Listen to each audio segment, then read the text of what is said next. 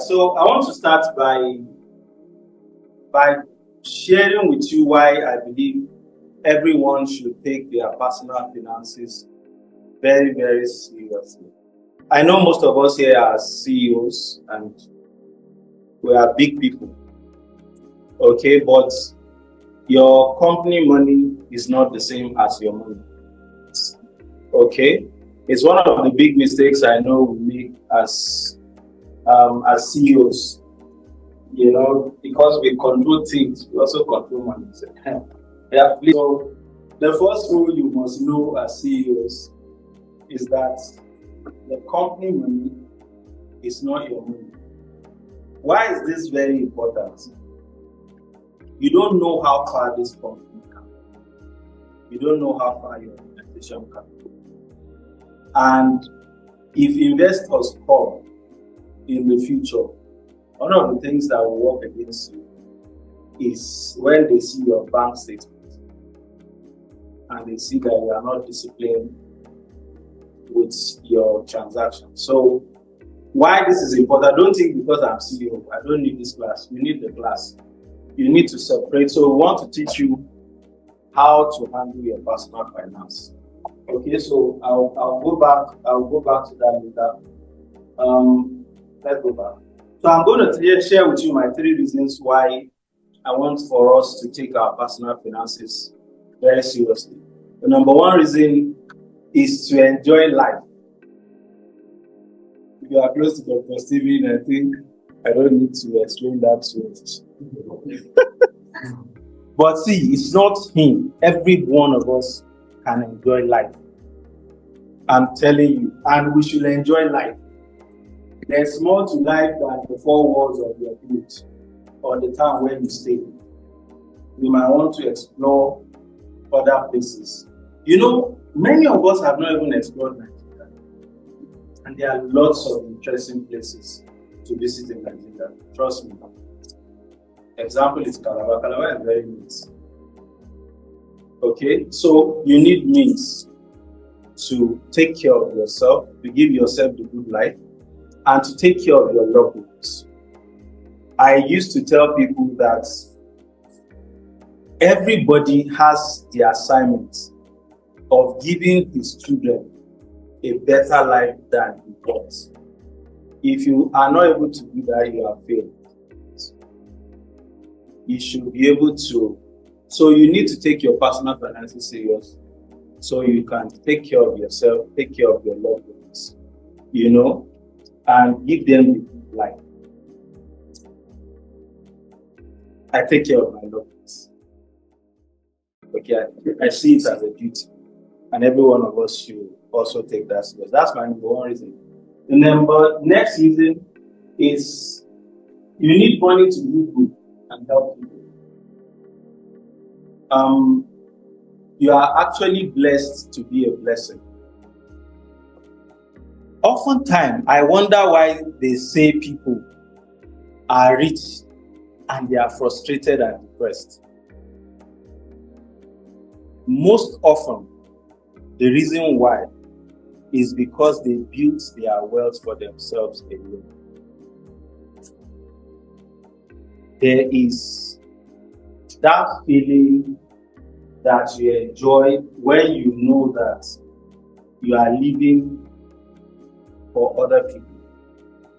So even if you are a bad person, those people you are helping will be praying for you and asking God to keep you alive.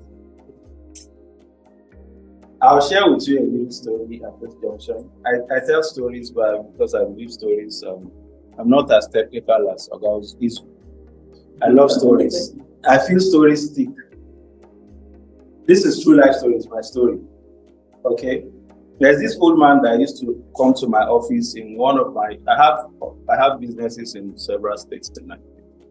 So one of the states is Kogi State. He used to come to my office and ask me for a job. But for me, I just felt this old man, you don't have anything you can do for me. So I usually give him something to post. And one day he came, he said, "So I was asking him for a job, he refused. My daughter got admission to university. How do we do?" So I decided, okay, how much do you need? I gave him the money. He went away. So we do back and forth. He goes, come back. But one day, I was out of town and I heard he just died. And the girl was in year 2. So she has the option of pulling out of school and coming back home. But I took it upon myself to finance her from that point. She graduated last year. Posted to serve in Lagos State President. Okay. Now I make it a duty. She works with the ports, Nigerian ports. Okay. I make it a duty to finance people from all educational levels, primary to university. You need money to be able to do that. That's where I go. You need money to be able to do. Okay. So that's number next. I hope that's enough for that. And number next is you need money to influence policy and agenda locally. See, their agenda is flying all around. I think guys who can tell you that a lot. Either you know it or not, you are in somebody's agenda. I'm telling you. How many of us love to watch movies? I watch movies. Have you noticed that you can hardly watch an American movie without something suggestive of LGBTQ? How many has observed that? Just try it. Watch any American movie. That's an agenda. That's an agenda. Somebody is paying for that. It's not just food. There are people who lobby agendas, even with politicians.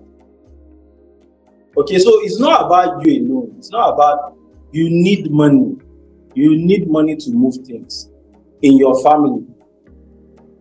When you have money, when you speak, they will listen. Okay, even if you are not the first one. Okay, then your community, then your states, then your nation, then we go global. We need to begin to push in our own values too, so that they don't take over us, so that our children will find this world a place to live in.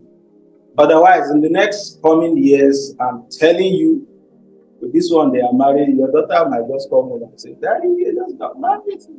She's marrying another shit. Okay, so we need money. So I hope that inspires you enough. Next, what do you do to separate your company money from your personal money? Is number one, you pay yourself salary. Don't joke with that. I pay myself salary. If I give you my bank statement, you see where it's transferred salary. Okay, from there I now send you to my family, to other things like that. But make it a deliberate thing. That's the number one rule. Okay, so that disciplines you. You can now negotiate what you pay yourself. Maybe since you are the CEO, you have the power. You can decide, okay, so amounts. You do a budget. This is how much I need per year or per month. Okay, I think this one will be able to take care of my bills in your company. Okay, you can make the decision, especially when your company is making money. Because that's another problem. When you are taking more than your company is making. So at the beginning, you might not be able to allot. In fact, at the beginning, you might sacrifice salaries. In my early days, there are years I don't take salaries. Okay, so but I'm talking about that. I believe everybody is big CEOs. Okay, so we should be able to withdraw something. Of course, you can have petty cash. Okay, you want to travel and something like that. But have a salary. The next thing, now that you have your salary, you want to divide it into ratio. So even the salary is not your own. There are many views online about this one, but you divide it into what you want, what you need, and then savings. Next slide. See, I know it's easier for us, especially in Africa, to save for Ashwebi, or to save to buy car. So how many of us can boldly say that every month from your salary, you save for investment? So for those of us who don't, it should be a must. You can't eat seed one day, okay. The seed that you consume is the future tree that you have sacrificed. You understand? That's why your salary, you can't afford to spend all your salary. You can't. If the life in the richest man in Babylon is called pay yourself first. It's your future. See this as if the world will come to an end. But Fizaki will tell you, say before you even pay your debt, he will tell you that you should pay yourself first. That's his own is that extreme. That's his own people. They are coming to drag his leg. He say no, pay this money for investments, put it aside first. Then from what is left, then we discover Mr. Debtor, how much you pay. Is that serious? Never from today have a month where no money goes out from your salary to invest. Your goal is to save and invest aggressively over time into several research passive income sources, such that income from those investments are big enough to live the life you dream of. So that will come in. You don't need your salary to. You know, my pastor will tell you collected his salary last 87 or something, 1987. Why? Over time, he has built enough capacity such that he doesn't need the salary again. So he can decide that the company should hold the salary. Every one of us must target to attain that level. Every one of us. Where what is coming from your investments is enough to take care of you. So your company can just be. You know, that's when you be proud to call an investor self. You say, come and check. I don't even think it's there. But you have actually done your own work. Okay, next slide. Okay, so I want to share with us 3 levels of savings. Because see, if you are saving your money in the commercial banks, you are actually doing them a favor. Because as inflation continues to happen, that your money that you thought is 50,000 naira, when you withdraw it, it's not actually 50,000 naira. Inflation has worked on it. That's why when we are saying save to invest, we are not saying you should save in the commercial bank. So I shared some aspects where you can strategically save money for your investments. Number 1 there I have is banks. I said this is the entry level to savings. This place you are trying to discipline yourself. See, you need to be disciplined about saving. So at the entry level, you might not have that capacity. So you will engage banks, give them standing order. Once my salary enters, before I'm tempted to pay for that HOD, they should automatically withdraw it. And thankfully, we have lots of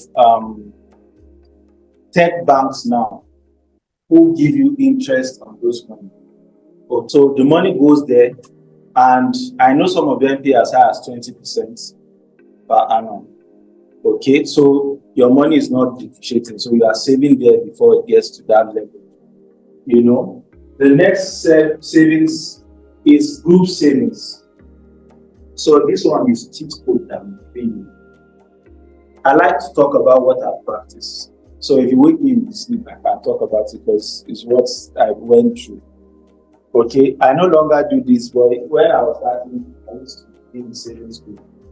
And the goal here is that make sure you are collecting any parts. So that's why I say it's a cheat code. Okay, so you are saving. You know, they will say, okay, let's say all of us it will take a lot. I try to make sure it's between number 1 and number 4 that I'm taking. Whatever happens. So that helps me to invest quickly. Maybe I need to invest 1 million naira in GTech funds, mutual funds, for example. I have already collected it in March and I've invested. So the money is working. So gradually from my other salary, I'm now paying back. Do you understand? So that's strategic way of investing. Before they go and push me, then come. Number 3, savings via cooperative. See, this is one of the best things you will ever do for yourself.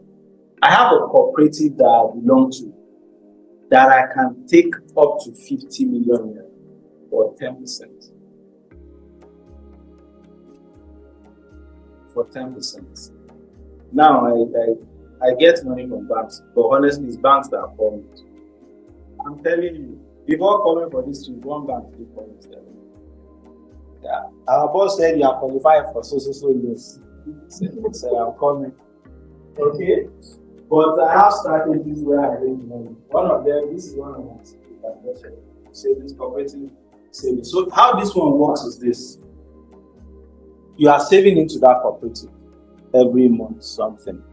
It will get to a point where you qualify to take times multiples of that money as a loan. Okay, so let's say you have saved up to 1 million. If the law of the cooperative says you can save, okay, so if the law says you can take times 3, that means you can take your 3x of that amount. That's why I love this. I still do this till. Okay, so I can take, instead of just investing 1 million, I can take 3 million and invest. You understand? While I'm using my salary to pay the cooperative, the whatever, you understand? So strategy, don't just save your money and put it in the bank. You are helping the bank. The number 4 savings strategies, you can save in gold, and I love gold. I wear gold. This is silver. This is gold. Okay, so you can save in commodities also. What your goal is to try and ensure that inflation is not chopping your money, because those commodities rise as inflation rises. They rise. The price of gold, if you go before, it's not the same. So there are bigger levels of gold, not just jewelry gold. There are bars of gold. If you are big like Dr. Steven, you don't need to be buying small gold. Like, you can do big, but save in commodity. You can also do a big commodity. I'll talk later about a big commodity and how I'm making food, while talking with you in this way. So save in commodity. Let's go to the next slide. Okay, so we are done with savings. So I believe I've given you what you do that you need for savings. So you now want to invest. The first rule I would suggest for investments is to measure your risk appetite. Some of us have mind more than ourselves. So you need to know yourself. Know yourself to thyself, which is know your personality. Understand your risk appetite. Okay? There are low risk investments. I try to give some example of low risk investments. That's in the base there. Government bonds, treasury bills. I used to do those things, but I'm bigger than that. Okay, treasury bills, you put money and they give you your interest immediately before that treasury bills expires. You understand? Those ones, you are not taking any risk. It's governments, Nigerian government, you are borrowing money. As long as Nigeria exists, your money is secured. Okay, that's the lowest level of investment. So you know your risk. That one is low risk, low returns. Then there's the middle one. This one involves corporate bonds. Like GTEX has a lot of investment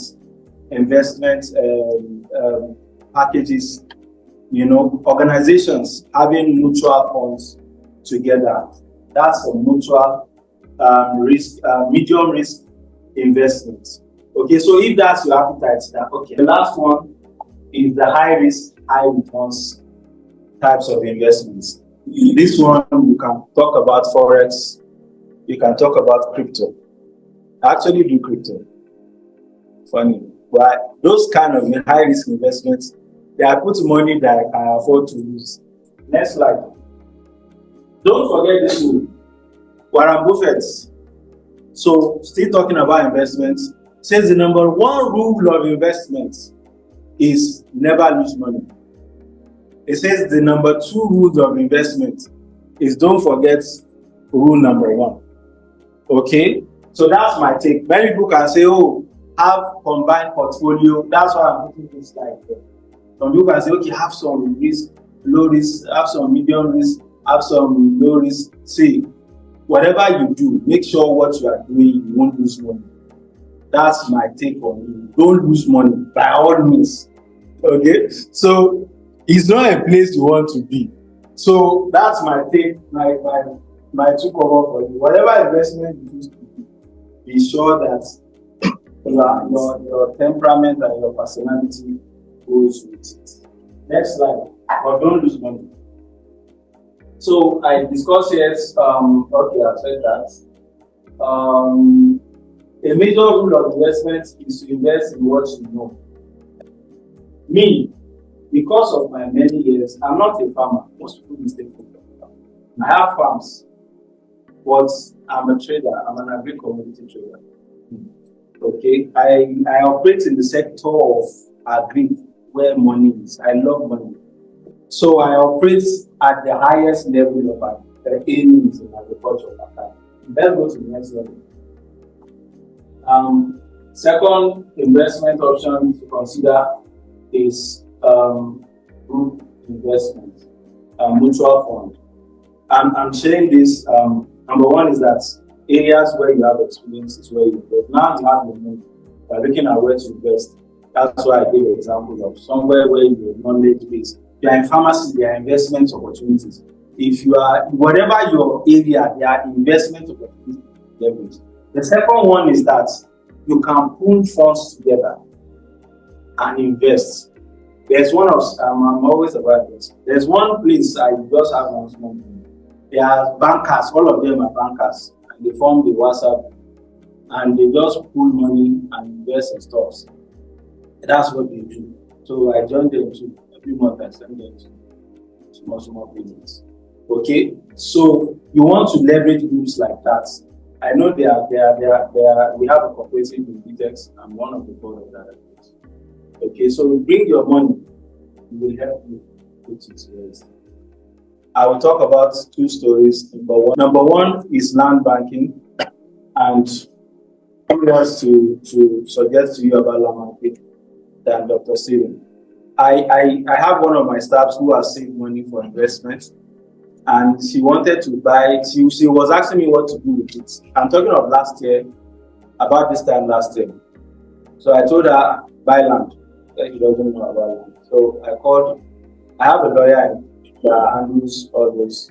So I called him, he got a land for her. The state was Kogi, near a very, very major hotel. She bought that land, and he got somebody who doesn't know, he was eager for money, left it for 800,000. I'm telling you two life story. There were two plots. She bought one. The lawyer said I should buy the second one. I said I have plenty of money. He said, yeah, I don't want to. So somebody has bought that one. 2 months later, that person sold it for 1.2. I'm telling you true life story. Then 6 months after this other person bought it, that one sold it for 2 million. So I'm telling you, in the space of 8 months, that land has moved by 2.5x. Okay, in less than 1 year. So land is very, very fantastic. The second preference investment that I do is agri-commodity trading. And I'll tell you a story also. On the 4th of May this month, I bought some cashew nuts at 1 million naira per ton. Warehousing and moving into Lagos and all that, I spent about 1.6 per ton. So let's do a little math. Imagine I bought 100 tons of that. As of today, the cashew price is about 1.3. I've made roughly about 240,000 per ton. Multiply that by 100, that's about 24 million naira, ladies and gentlemen, within 2 weeks. So, well, that is my own area because I know it very well. If you go inside, if I want, but generally, please, I hope I have been able to convince you and not confuse that you should take your investments very, very seriously. Thank you very much. I love you.